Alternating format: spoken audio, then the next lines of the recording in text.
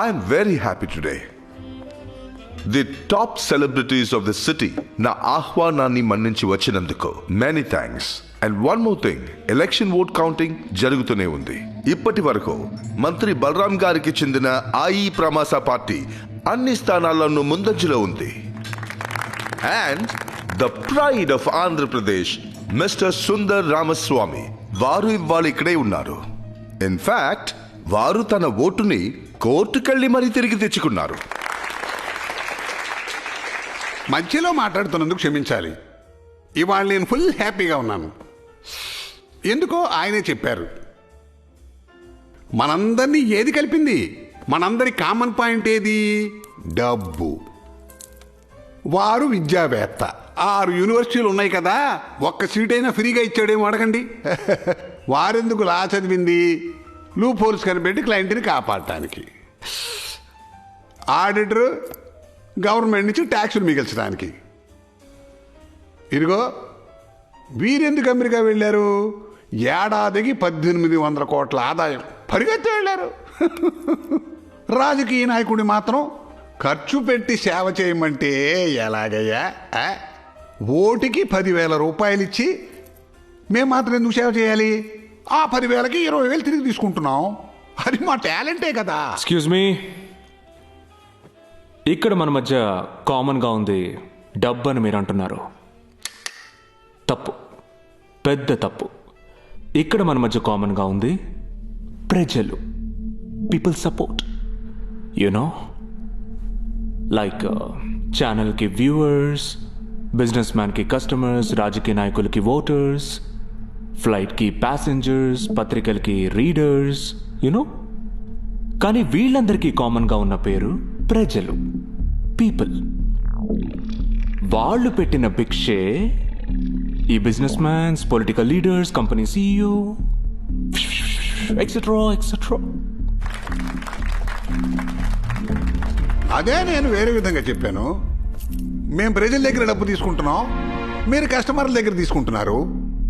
అప్పుడు కామన్గా ఉంది డబ్బే కదా. 175 స్థానాల్లో 4 కోట్ల ఓట్లు పొందిన మా నాయకుడు మొహం టీవీలో చూపిస్తున్నారు. తన ఒకే ఒక్క ఓటు సంపాదించుకున్న ఈయన మొహం టీవీలో చూపిస్తున్నారు. కాలుద్దా మరి కాల్దా? ఈయనేమన్నా దేశాన్ని కాపాడటానికా కోర్టుకెళ్ళింది? టీవీలో ప్రతిసారి పేరు చెప్పేటప్పుడు GLC అని చేర్చగరా చెప్తోంది. ఇది కూడా టాలెంటే కదా. కానీ బాబుకి మా టాలెంట్ గురించి తెలీదు. వచ్చే శనివారం నీ ఒక్క ఓటు వేయబోతున్నావుగా, ఆ ఒక్క ఓటు దొంగ ఓటు వేసి చూపించనా? కావాలంటే పందెం కట్టు. ఆ ఒక్క ఓటు నేవే చూపిస్తాను. టైం అయింది, మా నాయకుడి ఇంటికి వెళ్ళాలి. చూడండి, శనివారం మీరు వేయబోయే ఓటు మర్చిపోకుండా మా గుర్తుగా వేయండి. వస్తానండి.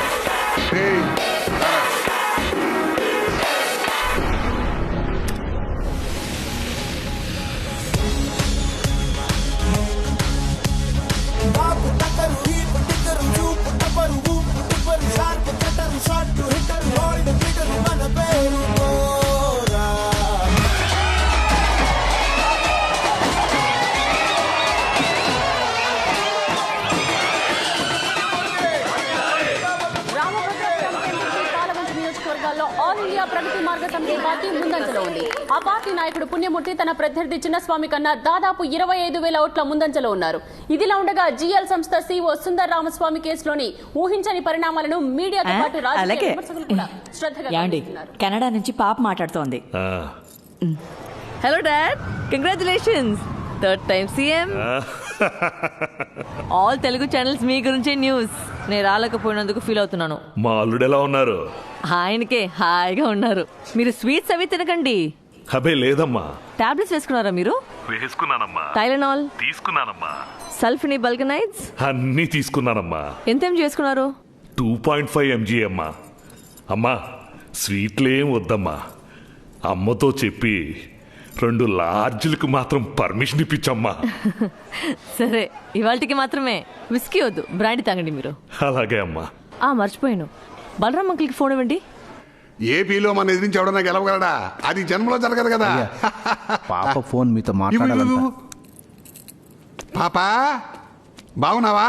బాగున్నాను. How are you? ఏంటి ఫుల్ స్వింగ్ లో ఉన్నట్టున్నారు మీరు? పర్సంటేజ్ పోయినసారి కన్నా ఎక్కువ వచ్చిందమ్మా. ఇంకా ముఖ్యమైన విషయం అంకుల్, నాన్నకి చెప్పకూడదనే మీకు చెప్తున్నాను. చెప్పు చెప్పు పాప. పక్కన ఎవరు లేరుగా? పక్కన ఎవరు లేరు పాప. చంద్రబోస్ నగర్లో జీఎల్సీఓ సుందర్ విడిగా ఓటు వేయబోతున్నాడని న్యూస్ చూశాను. అవునమ్మా, వాడో తిక్కమొహం, వాడొక్కడ కోసం పాపం కౌంటింగ్ ఆ ఏరియాలో ఆపేశారు. ఆ విషయం చెప్పాలని నేను మీకు ఇప్పుడు ఫోన్ చేశాను. అతను సాధారణమైన వాడు కాదు, మహా గొప్ప మేధావి. వాడెవడైతే మనకేంటమ్మా, వాడి పప్పులు మన దగ్గర ఏం ఉడకో. లేదు, మీకు అతని గురించి తెలీదు. పోయినడు కెనడా వచ్చాడు, 3 వారాలు ఉన్నాడు. 3వ వారం అన్ని టీవీ న్యూస్ పేపర్లలో అతని ఎక్స్క్లూజివ్ న్యూస్. ఒక పెద్ద ఐటీ కంపెనీని ముగించాడు. 22,000 స్టాఫ్ బయట గెంటాడు. అందులో 10,000 మంది దేశం వదిలిపోయారు. దాని ఇంపాక్ట్ ఈ రోజు వరకు ఉంది. అతనితో ఏ గొడవ పెట్టుకోకండి. మనం అన్ని ఏరియాలో గెలిచేసాం కదా పాప. అతని దగ్గర ఒక్క ఓటే కదా ఉంది. నేను చెప్పేది వినండి. 3 కంట్రీలకి అతను రాకూడదని ఆ గవర్నమెంట్ అతన్ని బ్యాన్ చేసింది. అతని పక్క కూడా తల తిప్పి చూడకండి. సరేనమ్మా. అతనితో ఏమైనా మాట్లాడారా? లేదు, నేనే మాట్లాడలేదు. Thank God. అతను ఇండియా వదిలి వెళ్లే వరకు అతని జోలికి వెళ్ళకండి. Bye uncle. బాయ్ అమ్మా. ఇదే హ్యాంగ్ ఓవర్ అని 2 రౌండ్లు వేసి తెక్కగా వాగుంటాను. అయినా ఆ అబ్బాయి నవ్వుకుంటూ సిగరెట్ తాగుతున్నప్పుడే కదా వెళ్ళాను. ఒకవేళ ఆ నవ్వుల వెనుక ఏదైనా ఉందేమో.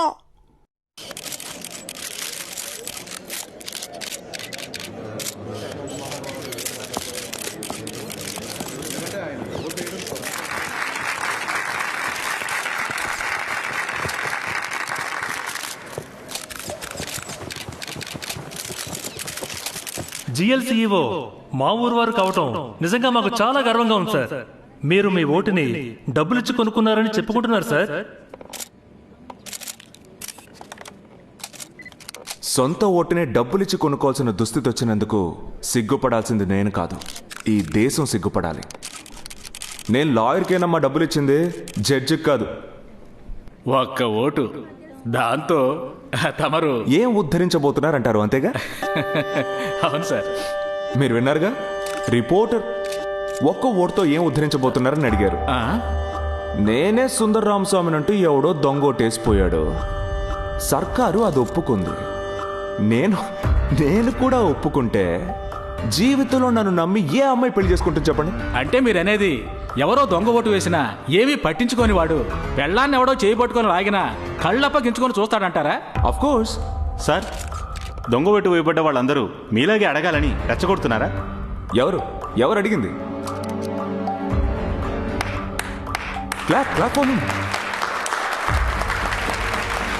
రెచ్చగొట్టాలి బ్రో, యో కరెక్ట్. నాకు ఓటు హక్కు వచ్చినప్పుడే అది చట్టం అయిపోయింది. ఒక కేసులో ఒక తీర్పు ఇచ్చాక అటువంటి కేసు ఇంకొకటి వస్తే అదే తీర్పుని ఉదాహరణగా చెప్పి తీసుకోవచ్చు. నాకు దక్కిన ఓటు హక్కు అందరికీ దక్కుతుంది. ఇలా 49P అనే చట్టం ఉందని తెలిసి కూడా తిరిగి ఓటును అడగకుండా మౌనంగా ఉన్నారంటే, నీ ఓటు ఇంకొక రేసిపోతే నువ్వు చూస్తూ ఊరుకుంటే నువ్వు ఎటువంటి వాడివో అదే నేను ఇంతకు ముందే అన్నానుగా. అంటానికో పద్ధతి ఉంటుంది, ఇంత పొగరగానే మాట్లాడేది. ఏం చేయమంటావు, మన ఊళ్ళో సగం మందికి బుద్ధి లేదు.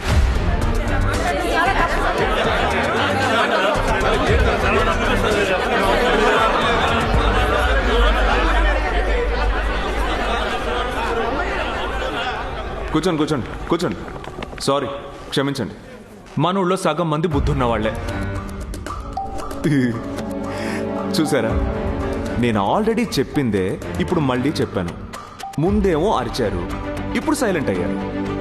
అదే ఒక విషయాన్ని నెగటివ్గా చెప్పినప్పుడు దాని రియాక్షన్ స్పీడ్గా ఉంటుంది. That is called marketing. ఎంత పొగరో చూసావా? తిక్కరాకుండా ఉన్నాడు. నా ఓటు ఎవడో వేసిపోయాడో 49 పీ ప్రకారం నా ఓటు నాకు ఇచ్చి తీరాలా. ఆ సుందరే పోటు కాడా ఓటేస్తారని మళ్ళీ అడిగిన వాడు బెల్లాన్ని తార్చిన వాడితో సమానమట. హే, గూగుల్లో 49 PM సర్చ్ చేస్తే డీటెయిల్ గా లా వస్తోందే. ఒక కేసులో ఒక తీర్పు ఇచ్చాక అటువంటి కేసు ఇంకొకటి వస్తే అదే తీర్పుని ఉదాహరణగా చెప్పి తీసుకోవచ్చు. నాకు దక్కిన ఓటు హక్కు అందరికీ దక్కుతుంది. ఏం చేశాడు గాని ఏ బటన్ నొక్కినా ఆడి బొమ్మ ఆడి మాటలు వస్తున్నాయి. అట్లా సెటప్ చేసి పెట్టాడు. అతను అక్కడే కదా పనిచేస్తోంది. ఓ కార్పొరేట్ కేసు పెట్టి ఓటు తీసుకున్నాడు. మన ఊళ్ళో ఎన్నో దొంగ ఓట్లు పడ్డాయి. మనం తిరిగి తీసుకోవాలి. మన ఊళ్ళో ఎంతో మంది దొంగ ఓట్లు పడ్డాయి. మనం మన ఓటుని మళ్ళీ అడగాలి. మామా, చాలా మంది లేని వాళ్ళు కేసు పెట్టాలని అనుకుంటున్నారు, కానీ డబ్బులు లేక ఆగుతున్నారు. మనం టేకప్ చేద్దారా? Tirupati law college students website open చేశారట. మన ఓటు దొంగ ఓటు వేశారనుకో, ఆధార్ కార్డు ఓటర్ ఐడితో కంప్లైంట్ చేస్తే మన కోసం కేసు పెడతారట. ఆ లింక్ పంపించమని బావని. నా ఓటు వేసి వచ్చినాడో వేసిపోయాడు. ఉండండి, అందరూ ఆధార్ కార్డు ఓటర్ ఐడి చేతిలో ఉంచుకోండి. అందరం కలిపి ఫైల్ చేద్దాం. ఇప్పటికి 28,000 మంది కేసు పెట్టారు. ఇంకా పెడతారు. ప్రభుత్వ ఏర్పాటుకు అవకాశం ఇవ్వాలని శ్రీ పుణ్యమూర్తి గవర్నర్ దగ్గరకు వెళ్లిన సమయంలో తమ ఓటు దొంగ ఓటుగా వేయబడిందని లక్షలాది మంది ప్రజలు కేసు పెట్టడం తీవ్ర గందరగోళాన్ని సృష్టించింది. తిరుపతిలోని లా కాలేజ్ విద్యార్థులు సృష్టించిన యాప్ ద్వారా తిరిగి తమ ఓట్లను వేసేందుకు అనుమతించాలని దాదాపు 3 లక్షల కన్నా ఎక్కువ మంది ఓటర్లు హైకోర్టులో కేసు వేశారు. మై గుడ్నెస్, 3,30,000 పీపుల్ కేసు పెట్టారు. ఇంతమంది అడగటం వల్లే తెలిసింది ఈ ఎలక్షన్లో మేజర్ రోల్ దొంగ ఓటుతాయి.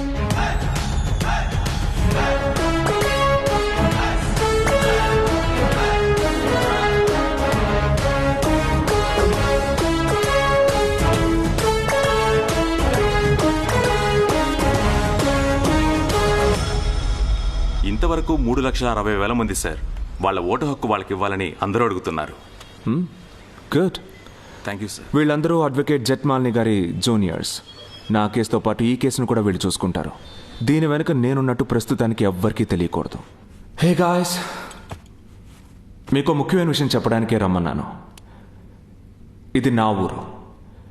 ఇక్కడికి వచ్చాక చిన్న సమస్య. నేను రావడానికి ఇంకో వారం పట్టొచ్చు. ఇంకా ఇక్కడ కొంచెం పనులున్నాయి. సో మీరంతా ఇవ్వాలే, ఇప్పుడే వెళ్ళిపోవచ్చు. Mr. Sundar, we guess you're in trouble, but you need us. Sir, don't worry. Till the time that we are here, nobody can do anything to you.